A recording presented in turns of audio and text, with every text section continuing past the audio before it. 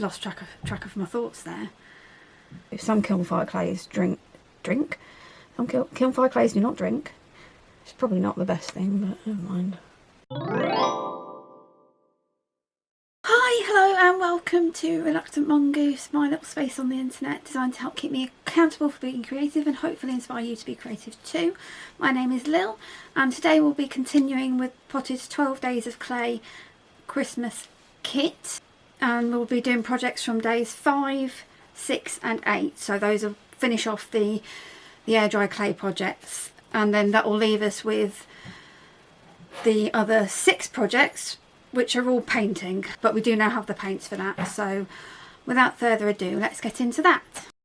We're jumping straight in with day 5, and this is the holly leaf tea light candle holder. Now we're not going to take our knife tool because that is not going to cut through anything very easily. Let me take a piece of this and let me show you the difference. So obviously you can see that cuts off really easily. Yeah, try and do that. It's got a messier break on it than that, which has quite a clean edge, whereas yeah, it's up to you how you want to do it, but I just prefer a cleaner edge. The tutorial there wanted us to use the wooden knife tool to cut those points on the holly leaf. That wasn't going to work. There we go. Squidge that back together. Now if this was kiln fire clay, you'd be wanting to wedge it properly to make sure there's no air bubbles in it, but this is air dry clay, so it doesn't actually matter all that much. The next step on this, according to the tutorial, is to cut this middle section out and pop it in the middle of this, and then put a snake of clay around it. Now if you look at that, you can see they're not actually anticipating an awful lot of shrinkage compared to the tea light itself. So I'm going to suggest that we save some time. We pop the tea light directly onto the holly leaf, and then we mark around the edge of that, maybe a few millimetres out, just to make sure that we cover ourselves for any shrinkage. Clay, when it dries, loses mass due to losing water, so it does shrink a little bit. I did a little bit of googling earlier, and Google told me that air dry clay tends to lose between 5 and 30% of its moisture value, so that tells you quite a lot that it will shrink, although perhaps not quite as dramatically as some kiln fire clays do though. And you have to be quite careful with your measurements for things and vessels that you're making if you want to put lids and things on them. You have to fire them together, otherwise they end up potentially not fitting.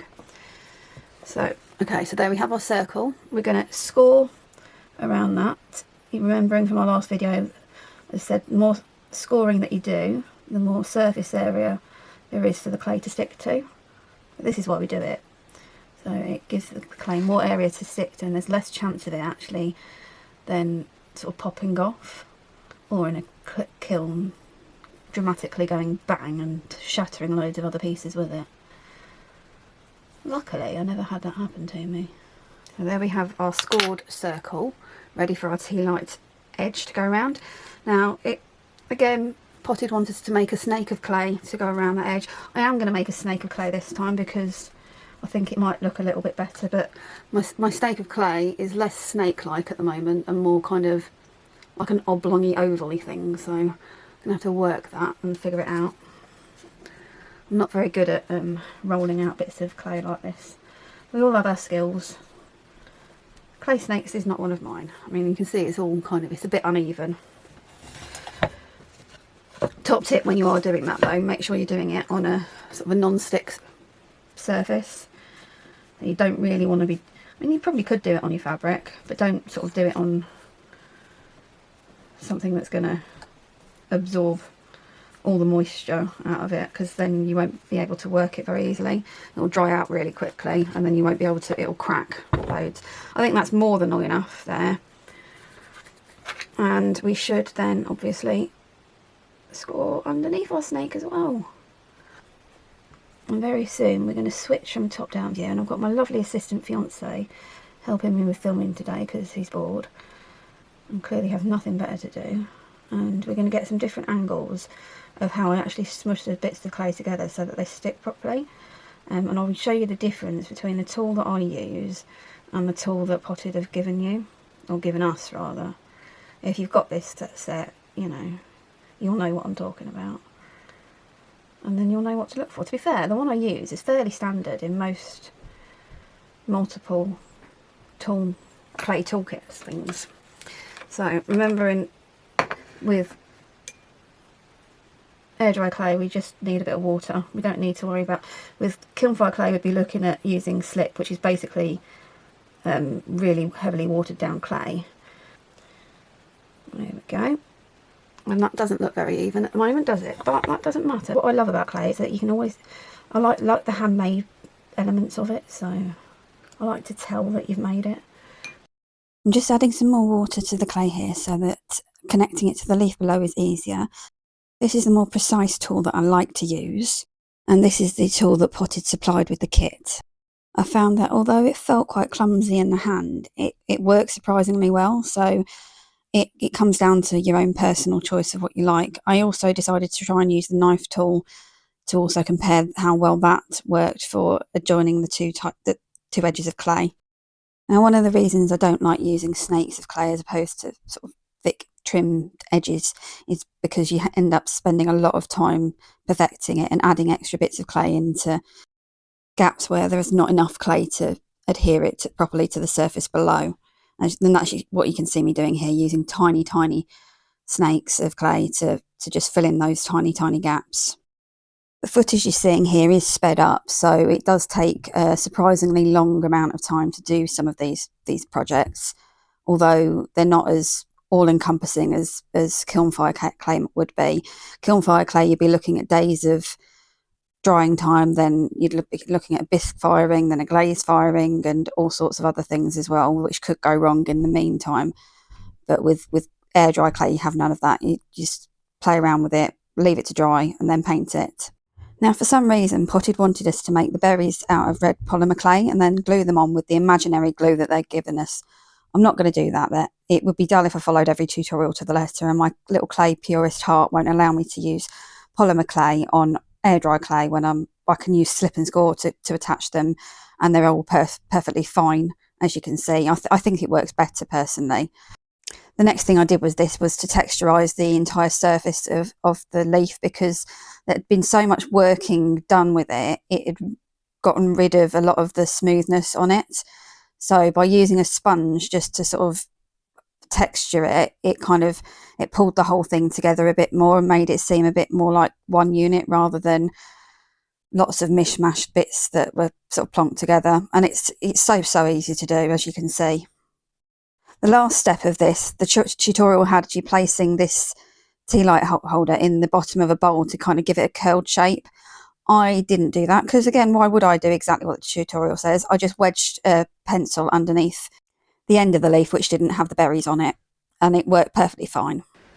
And our next project is day 6, and it's this little housey dude. So we're just going to cut these pieces out. For this project, you need 2 of each piece. So you need 2 of section A, 2 of section B, and 2 of section C. And this was supposed to be day 6 of the advent calendar overall. I found it to be quite an ambitious project for just one day, and it's something that I couldn't have done without having known a little bit about clay to start with. Ideally, because the clay I had was quite wet, which it swings around about, so I often find that air dry clay comes and arrives a bit too dry, but this was really wet and really floppy, and you'll see that I had some trouble attaching things and getting things to stay rigid.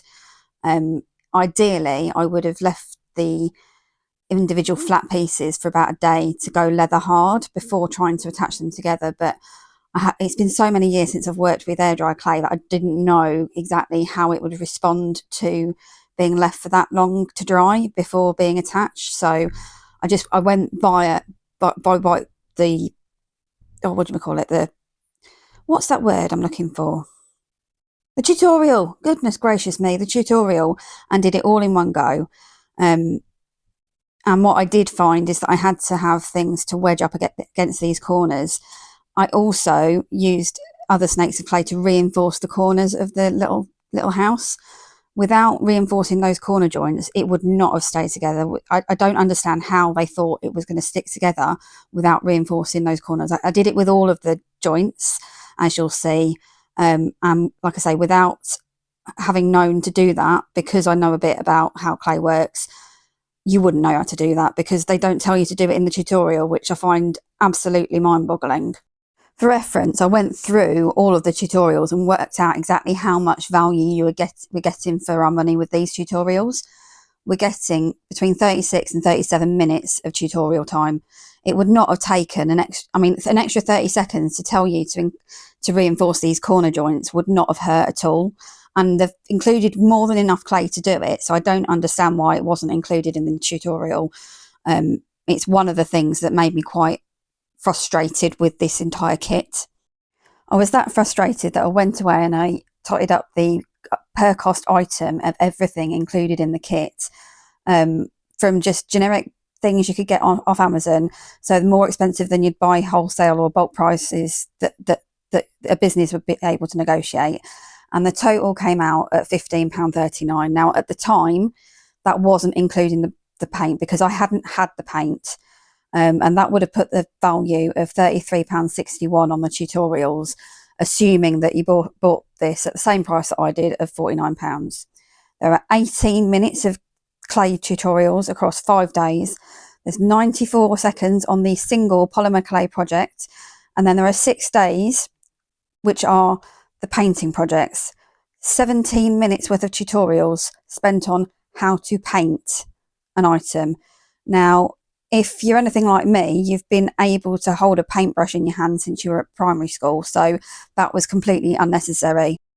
And whilst I've been ranting, you've missed what I've just done here. So because the clay was so wet, I scrunched up a piece of paper and put it into the hollow inside the house to give it some support whilst it was drying, because if I hadn't have done that, the whole thing would have collapsed.